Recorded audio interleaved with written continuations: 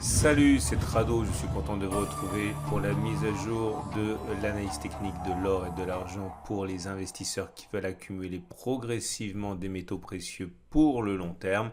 On commence comme d'habitude par les trois actualités qui, à mon avis, sortent du lot. Première actualité, elle nous vient d'un site anglais qui s'interroge sur le fait que tant de grandes banques américaines, mais pas seulement, soient positives sur l'or, et ceci malgré la performance très plus que médiocre de l'or en 2021, tout en restant excessivement importante, hein, cette même performance lorsque l'on regarde ce qui se passe sur 2 ans. Enfin bon, faut pas se voiler la face, on consolide en 2021. Deuxième article qui nous vient de Pologne, une fois n'est pas coutume, et on apprend que la Banque centrale polonaise envisage de renforcer sa détention d'or, hein. Alors c'est déjà le 23e, la 23e banque centrale en termes de détention d'or, hein, au niveau mondial, et par exemple, hein, pour avoir une idée, c'est comme la Belgique, hein, où on est aux alentours de 220-230 tonnes. Et troisième chose, alors beaucoup plus intéressant, c'est un article qui fait écho à la crainte habituelle des investisseurs d'or. Quid de la confiscation? Et une fois de plus, hein, c'est Nicolas Perrin qui s'y colle, et un article très intéressant en plusieurs épisodes sur la manière dont l'État pourrait confisquer votre or si il lui en prenait l'envie. Et un petit coup d'œil dans le rétroviseur est toujours intéressant pour voir comment l'or pourrait être confisqué par l'État. Et c'est directement sur le site de L'Or et l'Argent, mon partenaire. Donc pour tous les articles, vous trouverez le lien en dessous de la vidéo pour aller directement compulser ces articles. On passe à l'or libellé en euros.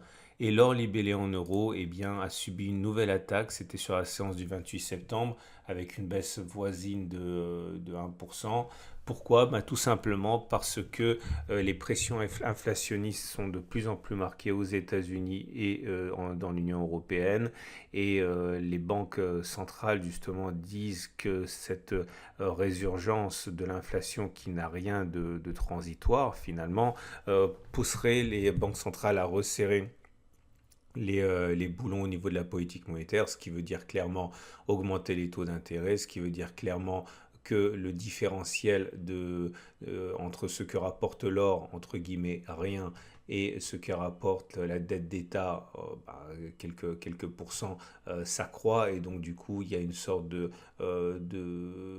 migration vers l'or, depuis l'or vers la dette, hein, qui rapporte des intérêts.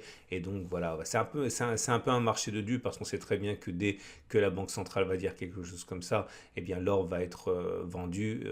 Mais en même temps, voilà, ça dépend du contexte et de l'horizon temporel, parce que en même temps, on sait très bien que l'inflation est bon pour l'or. Mais enfin bon, c'est un petit peu le panurgisme qui fait que quand les banques centrales disent qu'elles vont resserrer la politique, eh bien l'or est systématiquement vendu. Mais vous voyez, déjà là, on est en train de récupérer une bonne partie du chemin qui a été abandonné. Alors, on est venu, c'est ça la bonne nouvelle, hein, sur la zone d'accumulation rationnelle des 1480-1473. Vous voyez comme on a à peine le temps, hein, de venir se poser dessus, que tous les investisseurs qui font de l'analyse technique et tous les institutionnels connaissent ces zones, hein, et c'est acheté, hein. Donc, zone d'accumulation rationnelle 1480-1473, la suivante sera 1448-1463.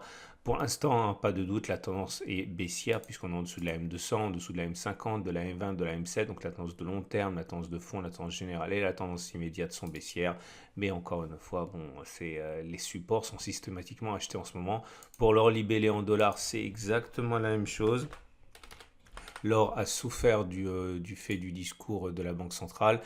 Mais là aussi, hein, vous voyez, même si la tendance est baissière, les cours sont en dessous de la M200, la M50, la M1, la M20, la M7, donc tendance de long terme, tendance de fond, tendance générale et tendance immédiate sont baissières. On a juste le temps de venir chercher le support qui est zone d'accumulation rationnelle 1724, 1734 avant que ça rebondisse. Attention, chaque contact est une zone d'accumulation rationnelle en tant que telle, hein, et la prochaine zone d'accumulation rationnelle, c'est 1673, 1687. Pour l'argent, c'est pareil, mais en pire, en ce sens que les investisseurs sanctionnent l'argent parce qu'il y a une double inquiétude actuellement, le resserrement monétaire et les peurs sur la croissance. Et comme l'argent a une connotation industrielle, eh bien, on a peur pour les taux d'intérêt et on a peur aussi pour la demande du fait du ralentissement hypothétique de la demande consécutive au ralentissement économique. Donc on a pour l'argent libellé en euros, ben on est revenu chercher le support des 18,6, 18,9, zone d'accumulation rationnelle, tendance baissière. Prochaine zone d'accumulation rationnelle, si on casse ça, eh bien les 16,8, 17,9, mais pour l'instant, ça n'a pas l'air de vouloir casser les 18,6, 18,9.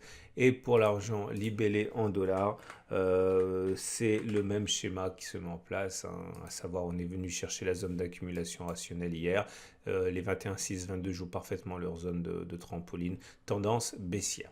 Voilà ce qu'on pouvait dire pour les métaux précieux. Je vous donne rendez-vous samedi pour la mise à jour et à la fin de la vidéo, vous pouvez découvrir justement mon partenaire au coffre.com, savoir à quel point cela peut correspondre à votre démarche d'investissement en métaux précieux et c'est juste par transparence là, sous vos yeux.